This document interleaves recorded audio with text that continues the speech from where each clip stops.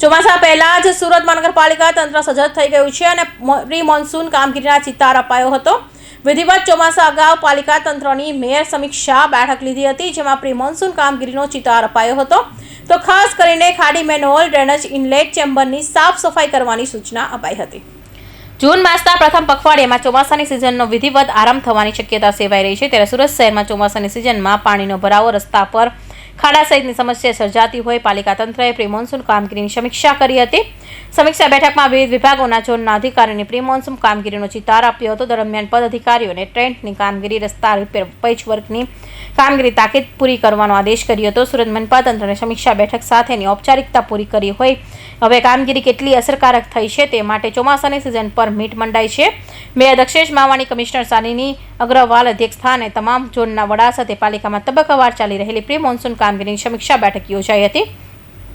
બેઠકમાં deputy mayor doctor Narendra Patil, સ્થાયી સમિતિ ચેરમેન રાજન પટેલ, ડ્રેનેજ સમિતિ ચેરમેન કે ચપટવાલા, વિભાગીય વડા, ઝોનલ ચીફ હાજર રહ્યા હતા। તો આ બેઠકમાં તમામ ઝોન વિસ્તારમાં આવેલી ખાડી, મેન ડોલ, ડ્રેનેજ ઇનલેટ્સ, ચેમ્બરની સાફ સફાઈ કરવા અને મેન્ટેનન્સની કામગીરી, જાળિયા રિપેર તથા કલર કરવા, ટ્રેન્ચરની કામગીરી, રસ્તા રિપેર કરવા, પેચવર્ક કામગીરી, ફૂટપાથ અને રોડ ડિવાઈડર રિપેરિંગ માહિતીની ઝોનના વડા દ્વારા રજૂ કરાઈ હતી। દરમિયાન અધિકારી પદ અધિકારીઓ ચોમાસામાં વિવિધ વિસ્તારમાં ટ્રેન્ચ બેસી જતી હોવાની ફરિયાદો ઉઠતી હોય અને ટ્રેન્ચની કામગીરી પૂરી કરવા આદેશ કર્યો હતો। આ સિવાય શહેરમાં અનેક વિસ્તારોમાં મેટ્રોની કામગીરી ચાલી રહી છે। આસપાસમાં પડેલી માટીને કારણે કાદવ કીચડ થતો હોય મેટ્રોના અધિકારીઓ સાથે સંકલન કરી સફાઈ રાખવા સૂચના અપાઈ હતી।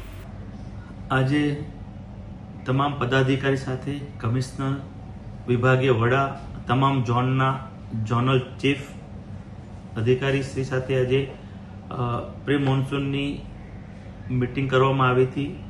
ગત વર્ષે જે જગ્યાએ પાણી ભરાય છે આ વર્ષે એ જગ્યાને શું સોલ્યુશન લાવ્યા અધિકારીઓ લેવલે તેની સમીક્ષા કરી છે।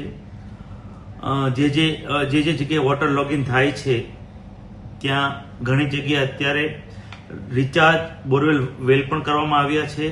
જ્યાં સ્ટ્રોમ ડ્રેનેજ ન હોય તેવી જગ્યાએ સ્ટ્રોમ ડ્રેનેજના તમામ ખાડીની સ્ટ્રોમ ડ્રેનેજ તમામ કામગીરી 90% પૂર્ણ થઈ ગઈ છે। આ વર્ષે 1 મહિનો વહેલો વરસાદ આવવાના કારણે તમામ કામગીરી અત્યારે 90% પૂર્ણ કરી છે। આવનાર 3-4 દિવસમાં તમામ કામગીરી પૂર્ણ કરવામાં આવશે। સ્ટ્રોમ ડ્રેનેજના તમામ બોક્સ ઉપર કલર થઈ જાય, સ્ટ્રોમ ડ્રેનેજ તમામ 100% કામગીરી પૂર્ણ થાય તેની માટે આજે સૂચના આપવામાં આવી છે। જ્યાં જ્યાં વોટર લોગિંગ થાય છે તેવી જગ્યાએ હજી પણ 10 થી 15 દિવસમાં રિચાર્જ બોરવેલ વેલ થઈ જશે તેની પણ સૂચના આપી છે। મેટ્રોનું કામ ચાલી રહ્યું છે। જ્યાં જ્યાં બેરીટેકમાં માટી હોય એ મેટ્રોના અધિકારી સાથે સંકલન કરી તેને માટીને પણ ઉઠાવી લેવામાં આવે। જ્યારે વરસાદ પડે ત્યારે તે માટી રોડ પર ન આવે તે માટે તમામ અધિકારીઓ, મેટ્રોના અધિકારી સંકલન કરી તેની કામગીરી પણ આવનાર 3-4 દિવસમાં પૂર્ણ કરવામાં આવશે।